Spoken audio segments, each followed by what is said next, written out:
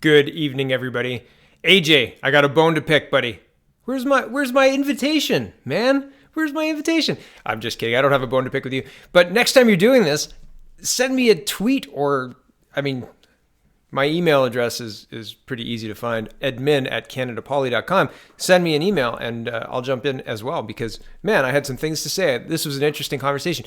Link will be in the description. If you haven't checked AJ out, check him out. He's got a bunch of other people on this show. And I've long thought that a roundtable show is something that Canadian politics needs with people like us, because there's a lot of politics shows that are designed to push you in one way or another. And there things like The View and they're awful. It's the Social, terrible shows like that, where there are people sitting around a table who don't know the subject matter. There are a lot of very intelligent people who do know their subject matter. These people know what they're talking about, and I like to think I do too. It's interesting to talk to other people who are as interested in this as I am, because they're hard to find in real life. And so I hope next time you guys do this, I could jump in for a little while. It'd be super fun. So this is a Maxime Bernier Twitter Roundup, and it's been a while, so there's a few of them.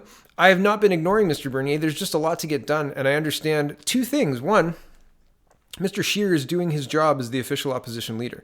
There is a lot that he is expected to be doing, and he's doing it, and I have to cover it because that's the meat and potatoes of Canadian politics. And it's kind of boring to follow somebody around who's setting up a party, because it's a lot of procedural work. It's a lot of he said, she said garbage. It's a lot of people who are working hard to put in place the things that need to be in place for things to be viable come October, right? So it's not that it's boring, because it's not boring, but at the same time, I do 2 shows a day. So there's a lot going on. I can't keep up with all of the news that's happening, never mind covering specific people. So I try and get back to Bernier as often as I can, because I do find him interesting. I like his style better than Scheer's.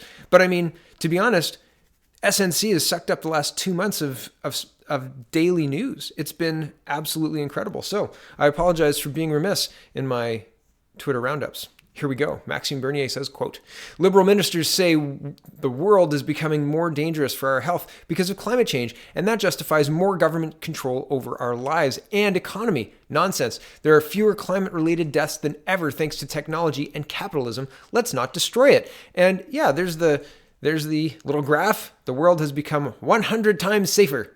Deaths on average, or per year, average per decade. And see that? Non-climate related deaths, climate related deaths, it's been dropping, and it's pretty low, since the 80s and 2000. So interesting statistics and a little bit of real world brevity into the climate debate, maybe, or maybe not. Here's the link to the actual chart, thehumanprogress.org, to source his statement. Maxime Bernier continues on a different tweet, and this is 10:31 a.m. on April 6th. Yeah, that was a while ago. That's, a week almost. Quote, "Our kids are being systemically brainwashed in government schools and by government-funded media. We need more than a few mild reforms if we want to save our way of life. Only the People's Party of Canada is willing to fight for it." And man, I saw this, and this whole CBC Kids News thing is terrible. And this little girl is, well, I said earlier today, scientists are baffled by why kids are high anxiety and want to commit suicide. Well, have a listen. A lot of people are like, what about the people in the oil industries and the electronic industries and the paper industries? Well, it doesn't really matter what job you have if you're dead, so. With a big smile, right? Big smile. That's her mom's voice coming out of her mouth, right? She's parroting what is being said around her. The news is blanketing everything with this. Have one fewer child, right? One fewer child for 0 people, or for 0 kids is how many kids, everyone? And look at our birth rates, and look at what we're doing to our population. For what? Is it going to save the world? Doesn't look like it. And not because the world is being destroyed. It's a very insidious thing to convince people that the destruction of the world is imminent, because you get a population that is very demoralized. And they're going to be shocked when 2030 rolls around and the same thing happens as 2000. And remember the Mayan 2012 date? I can't remember if there was a date between 2012 and 2000, but I've lived through 2 apocalyptic events. 1999 was a party, right? And nothing happened. 2030 is going to be exactly the same thing. Mad Max is maybe akin to a future in 100,000, 200,000 years, maybe. Who knows? I don't know. I certainly don't know. But I know that taxes aren't the way to fix things. Back to Maxime Bernier. Sorry for my diatribe. It's my show. Maxime Bernier says, quote, "Don't buy climate change hysteria. You deserve prison." The left's vicious authoritarianism is quickly becoming the greatest threat to freedom and democracy. Everything they disagree with has become hate speech and thought crime. It's not 2015 anymore. It's 1984. And he's linking to a tweet that is unavailable. And it's not unavailable because John blocked me. It's unavailable because he deleted it.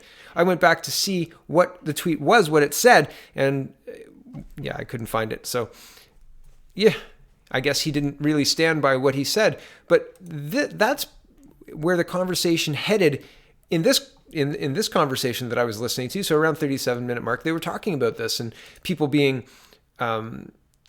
silenced by wild lefties with their free speech and or, safe spaces, crushing of free speech, their anti-free speech, I suppose, stance on things. And it's very disturbing that the government's trying to use white supremacy to shut down even further aspects of speech. And note Faith Goldie as an example.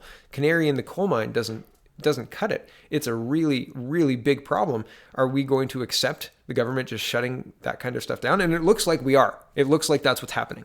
So, yeah. Vote Liberal? Weird. Maxime Bernier says, quote, "Intersectional politics, you mix climate alarmism with crony capitalism and you get Catherine McKenna at Kath McKenna handing out $12 million to a giant company owned by billionaires to help them upgrade their fridges. Simply indecent. Hashtag PPC 2019. And this is reacting to everybody's outrage over Fridgegate. I agree. And that was sent on the day it actually happened on April 8th.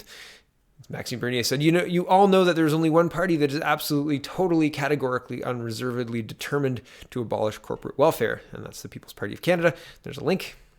Maxime Bernier continues, "When it becomes easier to make money by lobbying politicians than by offering a better product or service, entrepreneurs turn into corporate parasites. Bombardier, for example, has played this game for decades and raked in billions in government aid. I will put an end to it." Here's Kevin Lebon, and he says, "What I wrote about Loblaws a year ago still holds up, 100%. And the highlight part reads, "The company might be laying off staff and closing stores in its traditional grocery retail division, but it's learned from Musk that there's money to be made in the booming new business of government-approved green posturing. Yes, we need some new fridges. Who's going to pay for those fridges? Not us. The Climate Action Plan. Those taxpayers can pay for those fridges because socialized and private profits, right? That's what our government is enabling." Maxime Bernier says, quote, "Seems like nowadays most controversies in the news are about words, not policies or actions, but what was said, not said or how it was said. Left-wing Puritans are trying to control speech so that only their perspective becomes acceptable. Then they'll impose their policies." Again, that's where the conversation was circling, and people were talking about feeling that online. One of the gentlemen, and I don't know his name, I apologize, was talking about how he wears his MAGA hat to work and his, Trump changing things or the Louder with Crowder products. And I have a MAGA hat. And I threatened my wife that I'm going to wear it out all the time because I think it's funny. And exactly for the same reason. I'm glad I'm not the only one. How triggered can you get by a hat? It's just a hat. Why is it making people so crazy? And it's not like it's a KKK hood. Nobody's hiding their face. Nobody's walking around attempting to shove down anybody's throat a supremacy angle. Trump is a pure capitalist and nationalist who loves his country.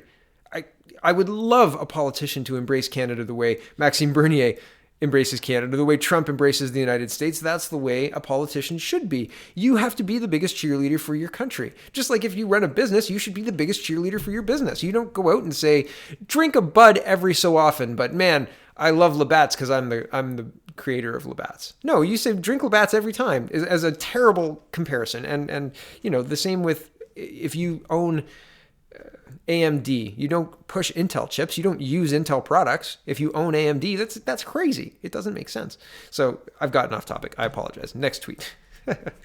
Maxime Bernier says, Canadian Taxpayer Federation, an average of 4 spending announcements per day, day after day after day.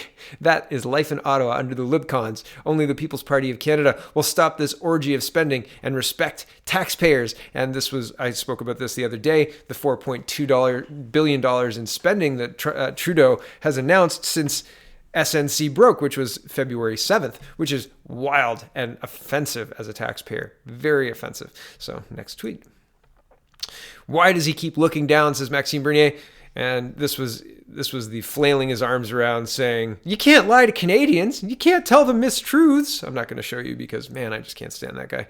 Maxime Bernier says, quote, governments have been trying to buy votes and micromanage the economy for decades with tax credits, deductions, exceptions, and etc. As a result, our tax system is a costly mess. Only the People's Party of Canada will simplify it, make it fair, and lower the tax burden. I like it. The cost of compliance for taxpayers amounted to an average of $501 per household in 2012. This complexity hits low-income taxpayers even harder as they devote a larger share of their income to complying with the law. And things are more expensive for low-income taxpayers. That's me, not Mr. Bernier. Mr. Bernier continues, quote, there are around 40,000 CRA, Canada Revenue Agency, for those who don't know, employees fully half the number of people employed by the IRS, Internal Revenue Service, in the U.S., a country 9 times our size. Our tax system is not designed to make life easier to taxpayers, but to benefit government and bureaucrats. And I've talked about this before. The Ontario Liberals specifically used bureaucracy in the healthcare system and spending in the healthcare system to bolster our jobs, bolster those numbers and that spending, and not to talk about the subsidy they were giving, and not to talk about the fact that our frontline care was drowning in paperwork, right? Like there was so much paper to push that couldn't get anything done, and no new nurses and lots of patients. Hallway medicine, welcome to it. And no long-term beds, no long-term care beds. So you couldn't get people out of emergency rooms or from midterm, week-long stays to longer, right? So everything backs up. It's incredible. The inefficiencies and waste is just offensive. Maxime Bernier says, quote, our tax system is a costly mess with hundreds of inefficient tax credits, special cases, and exceptions. Did you know there is even a tax credit for donations to the United Nations and its agencies? There it is. Yeah. Yeehaw. Okay. Next one. Come meet me next week at the People's Party of Canada rally in Brandon. Please RSVP. That's Manitoba. And there's an RSVP, and that was posted yesterday, so if you're in Brandon, check it out. Maxime Bernier says, quote, of course the Liberals will not withdraw Canada from the United Nations Global Compact for Migration. A People's Party of Canada government will. And I'll show you the reading of the petition. I pushed this petition hard, and I appreciate Mr. Bernier reading it in the House. I still don't know what good it does. I don't. And I'm sorry that I feel that way. Maybe other people feel that way. It's frustrating that it doesn't matter how upset you get. It doesn't matter what kind of petition you get. I don't know what can be done about this to have some actual change when your government, look at the United Kingdom. Their government has been told hard Brexit, and they voted for that before Donald Trump was elected. And they've just kicked the can down the road to October. Do we have a government that listens to the people, or are we just a dictatorship pretending democracy? Because it looks like the latter at this point in time. Monsieur le Président, I would like to present 2 petitions, an electronic one, E-1906, and a paper version of the same petition initiated by Mr. George Brown, a resident of Ontario. They deal with the protection of our borders and state that limited merit-based immigration is essential to our rights and well-being. They call on the Canadian government to withdraw from the United Nations Global Migration Compact. The 2 petitions contain more than 68,000 signatures. Merci. There you have it. All of 68,000 signatures. And I can't expect more, but it's disappointing that that's it. So the last tweet for tonight is Maxime Bernier saying, quote, "That's exactly the People's Party of Canada's plan. A higher proportion of immigrants who have the skills needed to answer Canada's economic needs and fewer refugees and family reunifications.